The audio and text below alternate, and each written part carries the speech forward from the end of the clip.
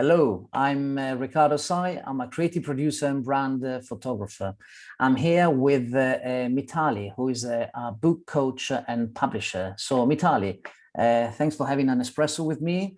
I hope you like an espresso, but welcome. You don't I'm do. Indian background, so it's a cup of tea for me. You know, I know we're going to clash. You're Italian, I'm Sorry. Indian, but we both like hot liquids. So let's just bond on that. Such a disappointment. I should have asked you before doing the interview, to be honest. It's fine. Okay, still friends. Anyway, Mitali, so can you quickly introduce yourself and who you are and what you do?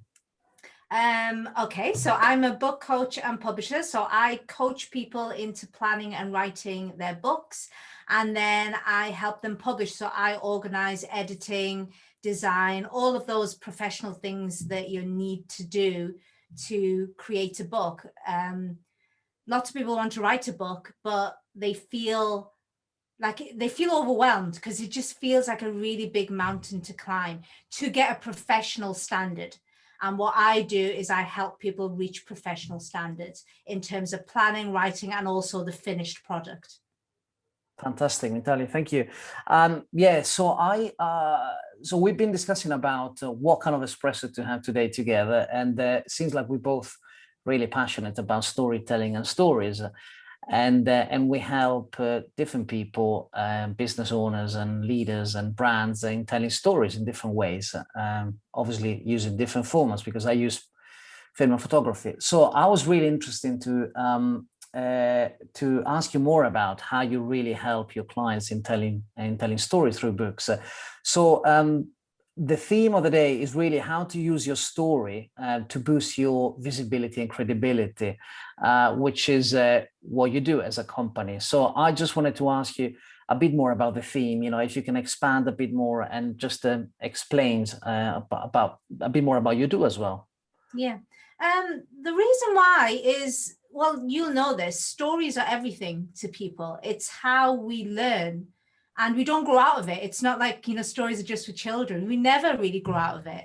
I always think of all the religions. If you think of all the religions, you have all these stories. I grew up on these huge stories of Ramayana and Mahabharata and all these big Hindu stories of good against evil. And they've all got morals and they all have teachings in them. And I always think, wouldn't it have made sense to write the Gita or the Bible or the Quran and just make them a set of instructions? Surely it would have been a lot easier. And yet they didn't. Instead, they wrote them as stories because that's how people learn.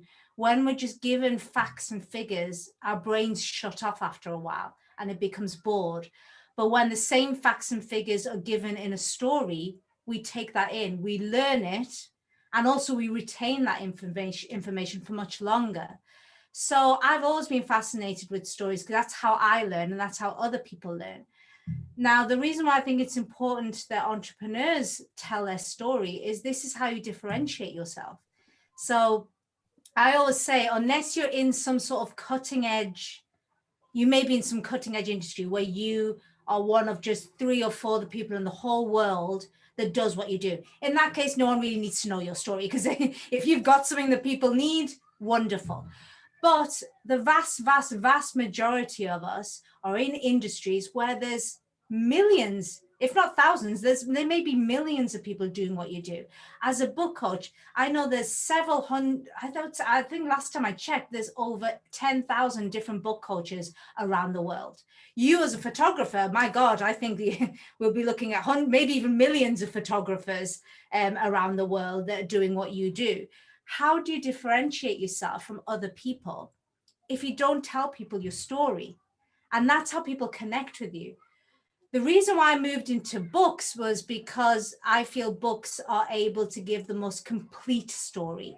If you think about it, a blog post is, I don't know, 1,500 words, maybe 2,000 words. There's only so much you can say in a blog post.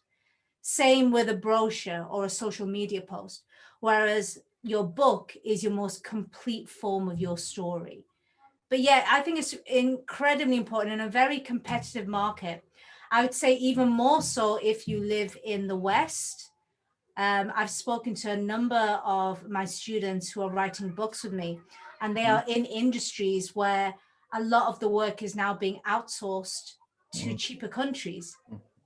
So they have to face going to war almost, because, you know, they want to charge this amount of money for example, designing a website, but then their potential client is saying, yeah, but I can outsource it to India and they will just do it for $600. You know, now you get into a price war, which you don't want to do, especially if you live in the West. You can't compare yourself on prices with people who are working in Southeast Asia, for example. The way you differentiate yourself and be shown as an authority is by telling people your story. And then people see you as in a different league to everybody else. So yeah, I think stories are incredibly important. Yeah, well, I definitely agree with you. So when we last met, you also told me your personal story, which I thought it was very fascinating. So really, how you started to develop this idea of starting up this business. I produced already another couple of espressos about the origin story, the importance of origin stories, and when we last met and we had a chat about that, your origin story is so interesting in a way. So I just wanted to ask you a bit more about how did you come up with the idea of this business, and how does it tie with your personal story? Well, my personal story starts a long time ago. I'm showing my age now, Riccardo, but a long, long time ago. And this is the very first day of school. Well, nursery. I was 4 years old, so it's nursery, or what people in the US would call kindergarten. And I'm the first of 4 children. And my parents spoke Bengali to each other, and they spoke Bengali to me. Because I was the oldest, I didn't have the benefit of, there was no English in my household up until I went to school. So when I went to school or nursery, I had no concept that I was speaking a language that wasn't the normal language where I lived. So I was very happy on the first day of nursery. I wasn't a very, you know, you get some children who cry and like, no, don't leave me, mother. I was the opposite. I forgot my mother and just disappeared. You know, my mother was crying. I wasn't crying. I was happy to meet new children. But then I must have realized very quickly, I don't recall any of this. I was too young. I must have realized very quickly that the other children don't understand what I'm saying. And my mother says that I ran off into the corner library and I started reading. I can't tell you, Riccardo, whether at that early age I made that link that if I read books, I'll be able to communicate. Or maybe it wasn't even that. Maybe I just went to the corner because there was no kids there.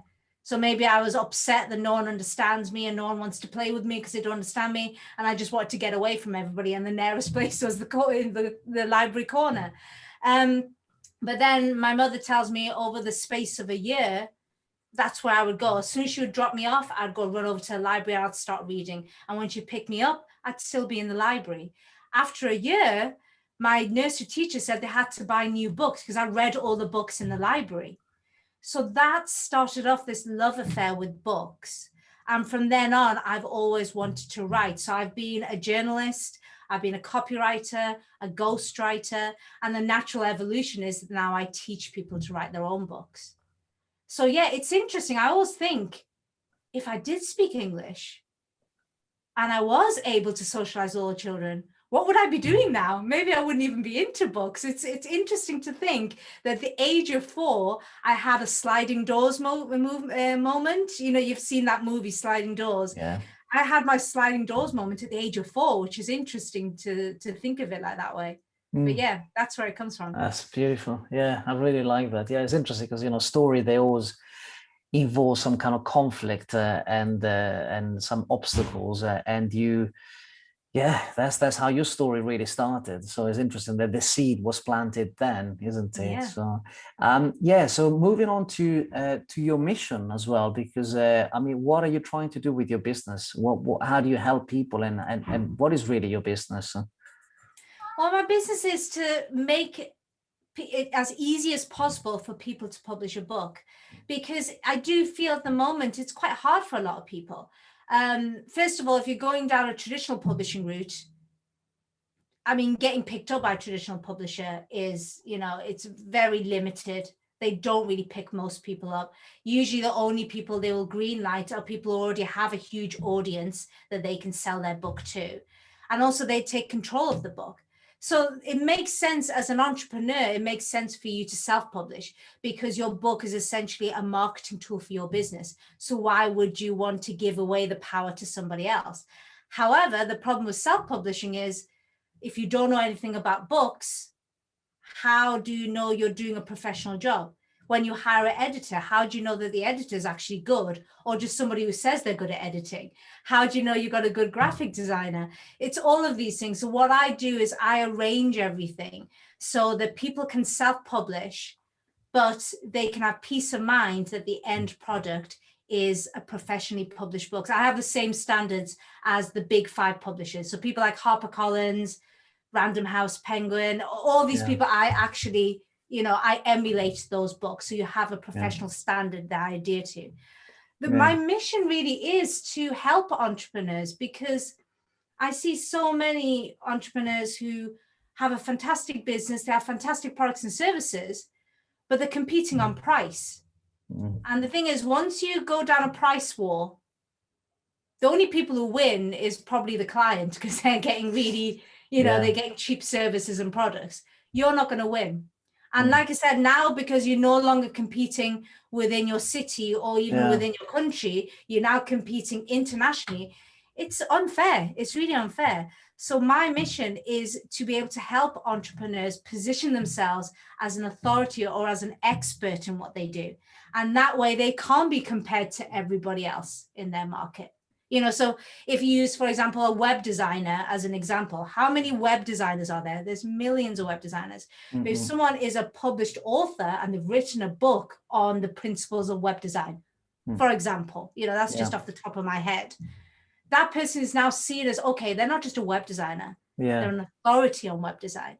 And that commands respect. And they're then able to charge a lot more for what they do because they're seen as an authority. So that's my mission, to make it as easy as possible for entrepreneurs to position themselves as an authority. No, that's beautiful. Also, I was just I remember also that you were telling me that you have a particular area that you're targeting, which is ethical and vegan businesses. So I mean, that's something that we I mean, I'm not vegan, but I definitely really share a similar vision, which is really kind of to help ethical and purpose-driven leaders and brands to tell better stories through film and photography. So so why do you think such businesses should really write a book, and how can these really benefit them, you think?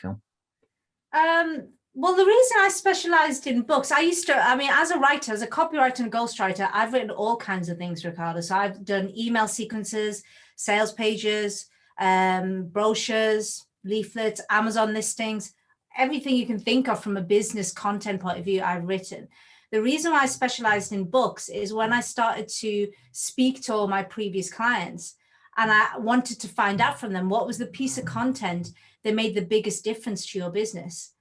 They all came back and said it was the book that you wrote for me. That made the biggest difference, which was surprising to me because I thought they were going to say sales pages because that's the one with the big buy button at the end where people give you money. So I thought the sales page must be the most important piece of content. But they said no. They said all the other pieces of content they need, it's necessary in a business, but the book gives them an authority that other pieces of content don't. You can have a fantastic blog, you can have a great business card, you can have a great brochure, you can have all of these things, but most business owners have them. But not many business owners are a professionally published author. So it's a differentiating point. The reason why I've chosen to work with vegan and ethical entrepreneurs is they're the entrepreneurs that I really want to succeed. I want all entrepreneurs to succeed. Of course I do. I'm an entrepreneur myself, so I want all entrepreneurs to succeed. Yeah. But the ones who are actively trying to make the planet a better place to live, whether that's for humans, for animals, for the environment, all of it, I want to champion those people even more than other entrepreneurs. So the reason I focus on vegan and ethical entrepreneurs is because I want to amplify their voices. They're doing two amazing things. First of all, they've got a business. I love all entrepreneurs because I think as entrepreneurs, we assume that all the world, everyone's an entrepreneur. But the reason why is because we network in entrepreneurial circles. So it feels like everybody's an entrepreneur. We forget that we're actually not normal at all. The average person on the planet, they may hate their job, but they're never leaving. They're always going to stay in a job. They don't have the courage and they don't have the tenacity to go out there, create and run a successful business. So the fact that you're an entrepreneur in the first place makes you very different and very unique. But then when you've decided to not only be an entrepreneur, but be someone that actually actively does something good on the planet, you're amazing. So why would I not want to specialize working for those people? And the reason why they should write a book is that is how not only will they be able to flourish in their business, but they can get that message out. They've got an important message. They want to change certain aspects of the way the world is run at the moment. And the way to get that authority and be taken seriously is to become a published author. Yeah, beautiful, beautiful. Yeah, wow, that's been amazing. So really inspiring, and thank you for sharing your knowledge and your expertise and your mission as well. Just before we wrap up this very tasty coffee or tea, whatever we want to call it. Coffee for you, tea for me. That's okay. I might have to rebrand this podcast, I think, after this interview. You can call it, you can call it chai. a chai coffee with. Exactly. Just have you got any tips or any takeaways for our listeners and our audience? Anything they can, they can use after they finish? I would say, well, let's carry on with the theme of storytelling. I would say create a mission statement. It doesn't have to be long. It only needs to be maybe 50 to 100 words, but create a mission statement that isn't just about what you do, but why you do it. So many people, when I network a lot, and when I speak to a lot of people, they go into what they do. So I'm a web designer and I've experience in these computing languages. Oh, I'm a writer and I can write this sorts of things. And it's all about what they can do, which is important because if you don't share what you do, then how can people know what you can help them with? But when you mingle that in with why you do what you do, your story, you'll be amazed how many people remember you far more. And they don't just see you as a writer, a web designer, a life coach, a strategy consultant, but they remember you for your story. So try and create a 50 to 100 word mission statement that encompasses not just what you do, but why you do it. And then start using that in all of your content. Always keep reading it and keep it in the back of your mind whenever you write content for social media, for your blogs. Keep your story in mind and make sure people are aware of your story. Fantastic. Yeah, that's really useful. Absolutely. Okay, Mitali, thank you so much, and see you very soon around. Okay, and thank you for your time again. Okay, ciao. Bye-bye. Bye. Bye.